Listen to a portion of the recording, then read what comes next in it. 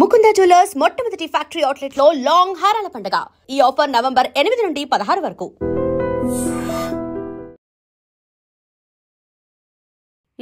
Jubilee hills ఉప ఎన్నిక ఎప్పటి నుంచి అయితే ఎన్నికకు సంబంధించిన టాక్ వచ్చిందో అప్పటి నుంచి కూడా డెఫినెట్లీ ఇది రసవత్తరంగా సాగేటటువంటి పోరు అనేటువంటిది మనందరం కూడా మాట్లాడుకుంటుండే. అట్లాగే గ్రౌండ్లో కూడా అట్లాంటి వర్కే చేసినాయి ఏవి 3 పార్టీలు కూడా.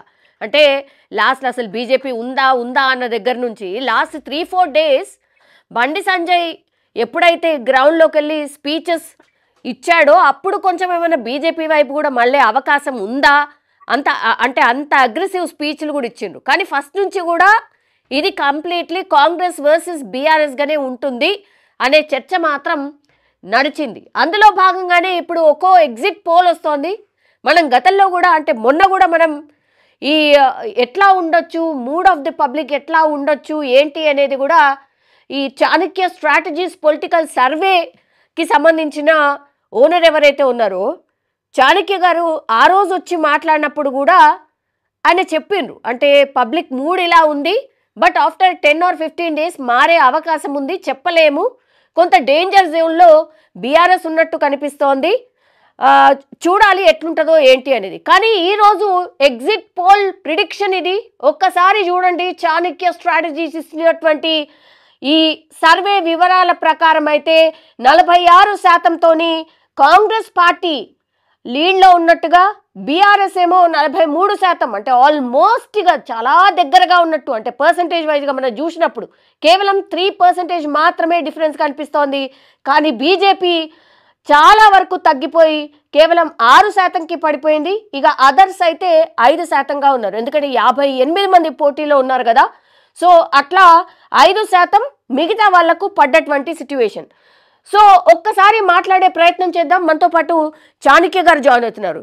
సార్, మీరిచ్చిన ప్రిడిక్షన్ ప్రకారం exit polls, yes sir Chanakya గారు, ఇప్పుడున్నటువంటి మీరిచ్చినటువంటి ప్రిడిక్షన్ ప్రకారం కాంగ్రెస్ పార్టీ 46% ఓటింగ్ నమోదైంది అనేటువంటిది. ఇంకా కొంచెం అటు ఇటుగా పర్సంటేజ్ యాడ్ ఆన్ అవుతుందేమో, ఎందుకంటే మీరిచ్చే ఎగ్జిట్ పోల్ రిపోర్ట్ కొంత ఎర్లీగా వస్తుంది కాబట్టి 1 or 2% పెరిగే అవకాశం ఉంది. బట్ 46% ఇచ్చారు సార్ కాంగ్రెస్ పార్టీకి. అవునండి, ఇక్కడ ఆల్మోస్ట్ ఆ రోజు మనం మాట్లాడుకున్నట్టు గతంలో ఒకసారి ప్రీ పోల్ కూడా మాట్లాడుకున్నాం. అవును, ప్రస్తుతం ప్రీ పోల్ ప్రకారం బీఆర్ఎస్ ఎడ్జ్ లీడింగ్ లో ఉంది, 6% ఓట్ షేర్ లీడింగ్ లో ఉందని చెప్పుకున్నాం మనము. అయితే ఆ రోజు బీఆర్ఎస్ 6% అంటే డేంజర్ బెల్స్ అని కూడా చెప్పుకోవడం జరిగింది. ఎందుకంటే కాంగ్రెస్ అధికారంలో ఉంది, పవర్ పాలిటిక్స్ ప్లే చేస్తారు, ఇది ఏదైనా జరగవచ్చు అని చెప్పడం జరిగింది. మనం ఊహించినట్టే పవర్ పాలిటిక్స్ కాంగ్రెస్ ఏదైతే ఉందో గత 2-3 డేస్ నుంచి పవర్ పాలిటిక్స్ ప్లే చేయడం కానీ, పోల్ మేనేజ్ విషయంలో కానీ, మాస్ ఓటింగ్ ని అట్రాక్ట్ చేసుకోవడం విషయంలో కానీ పూర్తిగా సక్సెస్ ఉందనే చెప్పుకోవాలి. ఇక్కడ ఈ రోజు మార్నింగ్ నుంచి ఈవినింగ్ అంటే పోల్ పర్సెంటేజ్ కూడా 50% వరకు వస్తుందని మనం ముందుగానే ప్రిడిక్ట్ చేయడం జరిగింది. అయితే ఇప్పటికి 46% అయిపోయింది. ఇంకా పోలింగ్ బూత్లలో మనుషులు ఉన్నారు కాబట్టి ఆల్మోస్ట్ 50-51% వరకు పోలింగ్ అయ్యే అవకాశం అయితే క్లియర్ గా ఉంది సౌమ్య గారు. అయితే మార్నింగ్ నుంచి మనం 4 o'clock వరకు తీసుకున్న శాంప్లింగ్ సైజ్ వచ్చేసి మనకు అన్ని బూత్లలో కలిపి 407 బూత్లలో ర్యాండమ్ గా ఒక 20-30 శాంపిల్స్ అట్లా తీసుకోవడం జరిగింది అక్కడ. అయితే అన్ని బూత్లలో మనం తీసుకున్నప్పుడు మనకు 3-4-5-5 శాంప్లింగ్లలో 46% కాంగ్రెస్ కి వచ్చింది, కానీ 43% బీఆర్ఎస్ కి వచ్చింది. ఇక్కడ కొంత సైలెంట్ ఓటింగ్ కూడా జరిగినట్టు అబ్జర్వ్ చేయడం జరిగింది సౌమ్య గారు. అయితే ఈ సైలెంట్ ఓటింగ్ అనేది ఎటు ఎఫెక్ట్ అవుతుందని చూసుకున్నట్టయితే కొంత అంటే 1% ఇటు బీఆర్ఎస్ కి వచ్చిన 2% కాంగ్రెస్ కి వచ్చే అవకాశం ఉంది. అంటే ప్రస్తుతం మనం ఎగ్జిట్ పోల్ ప్రకారం 3% కాంగ్రెస్ లీడ్ ఉంది, కానీ ఈ 3% అనేది 3 to 6-7% వరకు, అంటే ఆల్మోస్ట్ 6,000 నుంచి 16,000 మధ్యలో ఒక ఫిగర్. అంటే విన్నింగ్ అయితే కన్ఫర్మ్ కాంగ్రెస్ ది, అయితే మెజారిటీ ఎంత వస్తుంది అనేది ఒక స్పష్టత రాలేదు. కాబట్టి 6,000 ప్లస్ మెజారిటీ, అంటే అది 16,000 లోపు ఎంతైనా రావచ్చు క్లియర్ గా స్పష్టంగా కనబడుతుంది సౌమ్య గారు. అంటే అంత ఖచ్చితంగా కాంగ్రెస్ విన్ అని ఎట్లా చెప్పగలుగుతున్నారు? అంత ఖచ్చితంగా ఎట్లా చెప్పగలుగుతున్నారు? ఇక్కడ డిఫరెన్స్ ఓన్లీ 3% ఉంది. సౌమ్య గారు ఎగ్జిట్ పోల్స్ లో మనం చూస్తే ఉన్న 7 డివిజన్లలో షేక్పేట, బోర్బండ ఈ 2 డివిజన్లలో మాత్రమే బీఆర్ఎస్ కొంత లీడ్ గా అనిపిస్తుంది మనకు ఎగ్జిట్ పోల్స్ ప్రకారం. అయితే ఇక్కడ షేక్పేట లో 70 బూతులు ఉంటాయి, మనకు ఆల్మోస్ట్ 72,000 ఓటింగ్ ఉంటుంది అక్కడ. మైనార్టీ కమ్యూనిటీ కూడా ఎక్కువగా ఉన్న డివిజన్ అది. అయితే కాంగ్రెస్ మొదటి నుంచి ప్రిడిక్ట్ చేసుకున్నట్టు Congress party minorities vote bank ని కీలకం చేసుకుని మైనార్టీస్ సంబంధించిన వ్యక్తికి ఎమ్మెల్సీ తర్వాత మంత్రి పదవి కూడా ఆఫర్ చేసి కొంచెం మైనార్టీస్ ని అట్రాక్ట్ చేసుకునే కార్యక్రమం చేశారు. కానీ ఈ ఎలక్షన్స్ లో చూస్తే మైనార్టీ కమ్యూనిటీ నుంచి కొంత బీఆర్ఎస్ కి అనుకూల పవనాలు వీచాయి. మైనార్టీస్ నుంచి మహిళలు మాత్రం బీఆర్ఎస్ ఓట్ వేయడం జరిగింది. కానీ మైనార్టీస్ కాకుండా ఇతర కమ్యూనిటీస్ వచ్చేసరికి ఏంటంటే మాస్ ఓటర్స్ ఎవరైతే ఉన్నారో ఈ పోల్ మేనేజ్మెంట్ ఎఫెక్ట్ వల్ల కొంత మాస్ ఓటింగ్లలో నిన్న మొన్న కొంత నిర్ణయాలు మారి కొంత కాంగ్రెస్ ఇంకో 3 సంవత్సరాలు అధికారంలో ఉంది కదా, ఒకసారి ఓటేసి చూద్దాం అన్న ఈక్వేషన్స్ తోటి ఓటింగ్ వేసినట్టు గమనించడం జరిగింది సౌమ్య గారు. సో ఈ 2 డివిజన్లు మినహాయించి మిగిలిన 5 డివిజన్లలో కాంగ్రెస్ కొంచెం లీడింగ్ కనిపించింది కాబట్టి గెలుపు అనేది కొంత ఖచ్చితంగానే అనుకొని చెప్పడం జరుగుతుంది ఇక్కడ. ఓకే. సో ఇక్కడ ఒకటి సార్, అంటే బీజేపీ చాలా వరకు తగ్గిపోయింది. ఎందుకు? What is the reason sir? అంటే ఇక్కడ బీజేపీకి సంస్థాగత ఓట్ బ్యాంక్ కొంత ఉంటుంది సౌమ్య గారు, 15,000 వరకు ఉంటుంది ఇక్కడ. అయితే ఈ ఎలక్షన్స్ అనేవి బీఆర్ఎస్ వాళ్ళ ప్రచారంలో వాళ్ళ క్యాంపెయిన్ లో భాగంగా బీఆర్ఎస్ ఏం చేసిందంటే ఈ ఎలక్షన్ నవీన్ వర్సెస్ సునీత కాదు, బీఆర్ఎస్ వర్సెస్ కాంగ్రెస్ అనే ఈక్వేషన్ ని తీసుకోవడం జరిగింది. ఆ విషయంలో సక్సెస్ అయిందని చెప్పుకోవాలి. ఎందుకంటే 3 days కింద వరకు కూడా మా సంస్థతో పాటు మిగిలిన అన్ని సర్వే సంస్థలు కూడా బీఆర్ఎస్ వేవ్ క్రియేట్ చేయడంలో సక్సెస్ అయింది అక్కడ. కానీ బీజేపీ క్యాంపెయినింగ్ విషయంలో కానీ క్యాండిడేట్ ని సెలెక్ట్ చేయడం విషయంలో కానీ కొంత ఫెయిల్ అయిందని చెప్పుకోవాలి. At the same time poll management విషయంలో కూడా బీజేపీ కొంత పబ్లిక్ అంటే సంస్థాగత ఓట్ బ్యాంక్ ఏదైతే 20,000 గతంలో పోల్ అయితే వస్తుందో ఆ సంస్థాగత ఓట్ బ్యాంక్ మీద కొంచెం ఎఫెక్ట్ పడి వాళ్ళు కూడా ఈసారి either BRS or Congress vote వేద్దామన్న ఉద్దేశంతో పోలింగ్ వచ్చినట్టు స్పష్టంగా కనబడుతుంది. అయితే ఇప్పుడు మనకు ఎగ్జిట్ పోల్స్ ప్రకారం 6% బీజేపీకి వచ్చినప్పటికీ ఇది 6 to 7% అంటే 12 నుంచి 15,000 వరకు వచ్చే అవకాశం అయితే క్లియర్ గా ఉంది సౌమ్య గారు. లాస్ట్ టైం అంటే మొన్నటి ఎన్నికలప్పుడు 25,000 సమ్ చేంజ్ ఉండే సార్, ఆ ఓట్లు కూడా ఇప్పుడు రావా? 100% మనకు ఎగ్జిట్ పోల్స్ చెప్తున్నాయి కదా, చాలా తక్కువగా ఉంది. మనం ఇచ్చిన ప్రీ పోల్ ప్రకారం 18 నుంచి 20,000 వస్తాయి అనుకున్నాము. కానీ ఆ 18-20,000 కూడా వచ్చే అవకాశం అయితే క్లియర్ గా లేదు. 15,000 లోపే బీజేపీకి పడే అవకాశం ఉంది స్పష్టంగా. ఇప్పుడు 43% ఇచ్చారు సార్ బీఆర్ఎస్ కి. మీరు అన్నట్టుగా మొన్నటి వరకు కూడా గ్రౌండ్ లో very strong actually BRS party. So sir ఇవాళ ఎందుకని ఆఫ్టర్ హాఫ్ డే సునీత గారు బయటకు వచ్చి బెదిరిస్తున్నారు, దొంగ ఓట్లు నమోదవుతున్నాయి, లేదంటే డబ్బులు పంచుతున్నారు, ఇట్లాంటివి ఎందుకు మాట్లాడాల్సిన సిచ్యువేషన్ వచ్చింది? సరే అది అంటే ఎన్నికల ఉల్లంఘన కిందకి వస్తుందేమో, అది వేరా. బట్ ఎందుకని తను అలా చేయాల్సి వచ్చింది? అంటే వాస్తవానికి ఎలక్షన్స్ జరిగేటప్పుడు 2 పార్టీలు కూడా కొంత వాళ్ళు వాళ్ళ పరప్రదర్శన అయితే చేస్తూ ఉంటారు. కాకపోతే బోరబండలో ఏంటంటే మొదటి నుంచి కూడా కొంత కాంట్రవర్సీ ఏరియా అక్కడ. ఎలక్షన్ జరిగేటప్పుడు కొంత అంటే గతంలో మాగంటి గోపి ఉన్నప్పుడు ఎమ్మెల్యేగా కంటెస్ట్ చేసినప్పుడు కూడా కొంత కాంట్రవర్సీ ఉన్న ఏరియా. అక్కడ పోలీస్ ప్రొటెక్షన్ కూడా బాగా పెట్టారు. అయితే ఆరోపణలు అనేది సహజంగా వస్తుంటాయి. అంటే రిగ్గింగ్ చేశారని వాళ్ళు అంటారు, లేకపోతే ఇంకొకరు డబ్బులు పంచుతున్నారని ఇవన్నీ అంటారు, ఆరోపణలు ఉంటుంటాయి.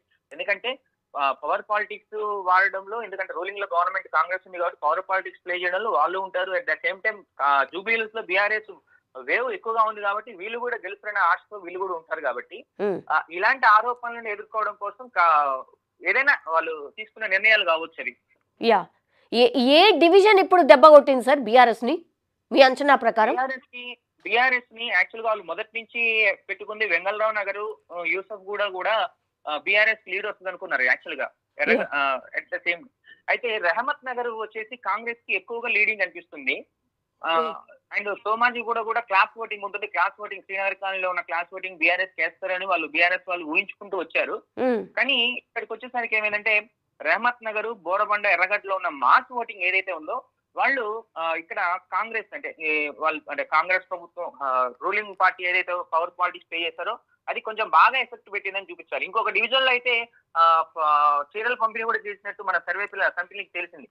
అంటే ఇలా ఓటర్లని ఆకర్షించడానికి నానా రకాల ప్రయత్నాలు కాంగ్రెస్ పార్టీ చేసి లాస్ట్ 3 days లో గేమ్ ప్లే చేసిందనే చెప్పుకోవచ్చు సౌమ్య గారు. సో ఇప్పుడు ఏంటంటే ఓన్లీ పవర్ పాలిటిక్స్ అంటే అధికారంలో ఉంది కాబట్టి కాంగ్రెస్ పార్టీ ఈ లీడ్ కనిపిస్తోంది అనుకోవచ్చా, లేదంటే నిజంగానే నవీన్ యాదవ్ ని ఎన్నుకుందామన్న ఫ్యాక్టర్ కూడా ఒకటి పనిచేసిందా సార్? ఒకటి చెప్పుకోవచ్చు. రెహమత్ నగర్, యూసఫ్ గూడ డివిజన్లలో మాత్రం నవీన్ యాదవ్ ఒక క్యాండిడేచర్ బాగా పనిచేసిందని చెప్పుకోవచ్చు. ఎందుకంటే ఆ 2 ఏరియాలు తనకు దగ్గరలో ఉన్న డివిజన్స్. అతను గతంలో ఎవరు పిలిచినా పోతాడు అనే ఒక అభిప్రాయం నవీన్ యాదవ్ మీద ఉంది. కానీ మిగిలిన డివిజన్లలో ఇతని క్యాండిడేచర్ కాకుండా కాంగ్రెస్ పార్టీ యొక్క పవర్ పాలిటిక్స్ పనిచేసినాయని చెప్పుకోవచ్చు సౌమ్య గారు. యా, ఇప్పుడు బీఆర్ఎస్ పార్టీ కొద్దిగా నన్నా అంటే నోటీస్ చేయలేకపోయిందా? బికాస్ వాళ్ళ స్ట్రాటజీస్ చాలా డిఫరెంట్గా ఉంటాయి సార్. అంటే ఏం జరుగుతుంది ఏంటి అనేది గ్రౌండ్ రిపోర్ట్ ఎప్పటికప్పుడు తెప్పించుకుంటూ ఉంటారు కాబట్టి. యాక్చువల్గా ఈ ఎలక్షన్ బీఆర్ఎస్ పార్టీ గెలవాల్సిన ఎలక్షన్ సౌమ్య గారు. మొన్న మేము ఇచ్చిన ప్రీపోల్ ప్రకారం కూడా మినిమం 6% వాళ్ళు లీడ్ లో ఉన్నారు. యా, కానీ లాస్ట్ 3 days లో ఏదైతే ఉందో ఓటర్స్ దగ్గరికి అంటే బీఆర్ఎస్ క్యాడర్ రీచ్ కాలేకపోయింది అనేది మనకు గ్రౌండ్ లో క్లియర్ గా స్పష్టంగా అనిపించింది. ఎందుకంటే నిన్న ఇవాళ మనం టీం సభ్యులు గ్రౌండ్ లో తిరుగుతున్నప్పుడు కూడా బీఆర్ఎస్ క్యాడర్ సరిగా పట్టించుకోవట్లేదు అనే ఈక్వేషన్ మా ముందు ఉంచడం జరిగింది. అక్కడ లాస్ట్ 2 days వాళ్ళు కొంత బీఆర్ఎస్ క్యాడర్ ఓటర్ ని అట్రాక్ట్ చేయడంలో ఫెయిల్ అయిందని చెప్పుకోవచ్చు ఇక్కడ. And at the same time ఇంకొక ఫ్యాక్టర్, కేసీఆర్ ఖచ్చితంగా వస్తారు, జూబ్లీహిల్స్ ప్రజలను ఉద్దేశించి మాట్లాడతారని జూబ్లీహిల్స్ ప్రజలు ఎదురు చూశారు. కానీ లాస్ట్ మినిట్ వరకు కూడా కేసీఆర్ అంటే ప్రతిపక్ష నాయకుడు అనే కేసీఆర్ రాకపోవడం, కనీసం ఈవెన్ ప్రెస్ మీట్ కూడా పెట్టకపోవడం బీఆర్ఎస్ యొక్క ఈ రోజు ఎగ్జిట్ పోల్ ఏదైతే చెప్తుందో బీఆర్ఎస్ యొక్క ఓటమికి ఇది ఒక కారణం అయి ఉండొచ్చు అనేది క్లియర్ గా స్పష్టంగా కనపడుతుంది సౌమ్య గారు. యా, సో స్టార్ క్యాంపెయినర్స్ ఎవరైతే ఈ కాంగ్రెస్ పార్టీలో అంటే సీఎం రేవంత్ రెడ్డి రంగంలోకి దిగి మీటింగ్స్ అన్ని కూడా కండక్ట్ చేయడము, ఇప్పుడు కేటీఆర్ గారు కూడా ఆయన కూడా మీటింగ్స్ కండక్ట్ చేసిండ్రు సార్. హరీష్ రావు ఏమన్నా ఇంపాక్ట్ చూపించాడా సార్ ఈ అంటే ఈ ఎగ్జిట్ పోల్ ప్రకారంగా?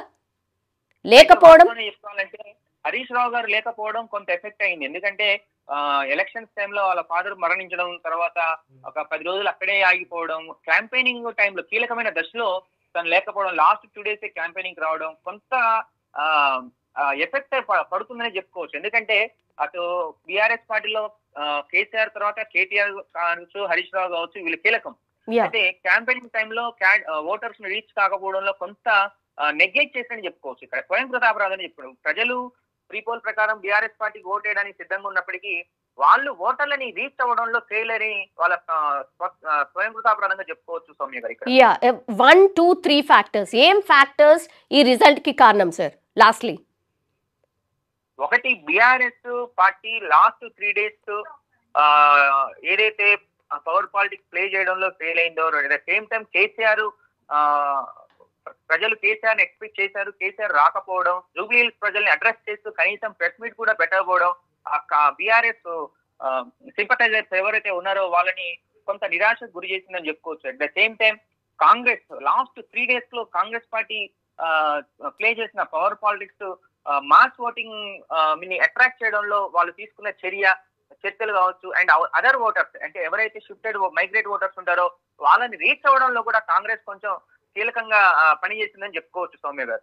Yeah, all right sir, thank you so much. Because almost అంటే మీరు ఇచ్చిన దాని ప్రకారమే కొన్ని సర్వేస్ కూడా ఈ దగ్గర ఇట్లనే ఇచ్చినట్టు అనిపిస్తోంది సార్. సో ఎప్పుడు ఉన్నట్టుగానే మీరు ఆల్మోస్ట్ ఎగ్జిట్ పోల్ ఏదైతే ఇస్తారో రిజల్ట్ కూడా మోస్ట్లీ అదే ఉంటుంది. Thank you Chanakya Rao, thank you so much అండి. సో మొత్తం మీద అది చాణక్య స్ట్రాటజీస్ ఇచ్చినటువంటి పొలిటికల్ సర్వే అంటే exit poll, Jubilee Hills by elections exit poll స్పష్టంగా చెప్తోంది కాంగ్రెస్ పార్టీ 46% ఓట్లు సాధించి గెలవబోతున్నట్టు. బీఆర్ఎస్ చాలా టఫ్ ఇచ్చింది, 43% ఓటింగ్ సాధించినట్టుగా స్పష్టంగా కనిపిస్తోంది. కానీ బీజేపీ చాలా దెబ్బతిన్నది, ఓన్లీ 6% మాత్రమే కనిపిస్తోంది.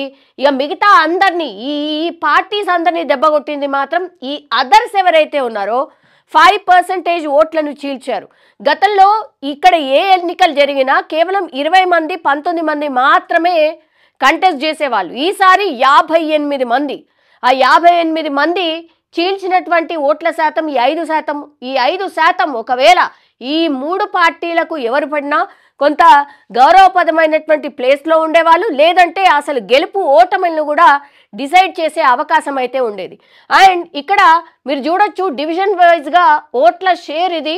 యాక్చువల్లీ షేక్పేట్లో మొత్తంగా వీళ్ళు అంటే శాంపుల్స్ సేకరించింది 775 అయితే అందులో కాంగ్రెస్ పార్టీకి 295, బీఆర్ఎస్ 360, బీజేపీ 70, మిగతా అన్ని కూడా మీరు చూడొచ్చు. అంటే ఇక్కడ షేక్పేట్లో స్పష్టంగా బీఆర్ఎస్ లీడ్లో ఉండింది. రేమత్ నగర్ అక్కడ 590 శాంపిల్స్ సేకరిస్తే 295 కాంగ్రెస్, బీఆర్ఎస్ ఇక్కడ 210, ఇక్కడ కేవలం 40 మాత్రమే బీజేపీ సాధించింది. వెంగళరావు నగర్ 550 ఓట్లకు సంబంధించి ఒపీనియన్ అడిగినప్పుడు 270 కాంగ్రెస్కి, అట్లాగే బీఆర్ఎస్కి 245, బీజేపీకి కేవలం 20 కనిపిస్తోంది. బోరబండ 545 శాంపిల్స్ సేకరిస్తే 210 కాంగ్రెస్కి, బీఆర్ఎస్కి మాత్రం 290. సో ఇక్కడ Shaikpet as well as Borabanda చాలా పెద్ద ఎత్తున బీఆర్ఎస్ సాధించినటువంటి ఓట్లు అవి. దెన్ ఎర్రగడ్డ 405 శాంపిల్స్ సేకరిస్తే 205, 175 బీఆర్ఎస్, మిగతా బీజేపీ మాత్రం కేవలం 15. యూసఫ్ కూడా 350 శాంపిల్స్ కలెక్ట్ చేస్తే 175 కాంగ్రెస్ కనిపిస్తోంది, బీఆర్ఎస్కి ఏమో 140 మాత్రమే అండ్ బీజేపీకి 20 కనిపిస్తుంది. సోమాజిగూడ 260 శాంపిల్స్ సేకరిస్తే కాంగ్రెస్ 120, బీఆర్ఎస్ 105 అండ్ బీజేపీ 10. ఇక్కడ ఓట్ల లెక్క చాలా తక్కువగా కనిపిస్తోంది, కానీ లీడ్కి వచ్చేసరికి మాత్రం స్పష్టంగా కాంగ్రెస్ పార్టీకి లీడ్ ఉన్నట్టు కనిపిస్తోంది. సో మధ్యాహ్నం తర్వాత ఎప్పుడైతే మాగంటి సునీత బయటకు వచ్చి ఏదో జరుగుతోంది, పూర్తిగా అధికారాన్ని యూజ్ చేస్తూ ఇక్కడ అందరినీ బెదిరిస్తున్నారు, ఎవరైతే ఓటు వేయలేదో వాళ్ళు రండి ఓటు వేయండి అని తను రిక్వెస్ట్ చేయడానికి కారణం కూడా ఈ రిజల్ట్ అని కూడా ఒక రకంగా విశ్లేషకులు భావిస్తున్నటువంటి సిచ్యువేషన్ అయితే కనిపిస్తోంది. చాణక్య స్ట్రాటజీస్ ఇచ్చినటువంటి సర్వే ప్రకారం అయితే కాంగ్రెస్ పార్టీ విన్ కాబోతోంది. 46% ఓటింగ్ పర్సంటేజ్తో 43% ఓటింగ్ పర్సంటేజ్ కేవలం బీఆర్ఎస్ సాధించినట్టు చాణక్య స్ట్రాటజీస్ సర్వే చెప్తున్నటువంటి మాట. చూడాలి రిజల్ట్ డే ఏముంటుంది. 14వ తారీఖున ఎగ్జాక్ట్లీ ఇదే రిజల్ట్ వస్తుందా, లేకపోతే బీఆర్ఎస్ విన్ అవుతుందా, ఏమీ చెప్పలేం. బికాజ్ ఇవి ఎగ్జిట్ పోల్స్ మాత్రమే.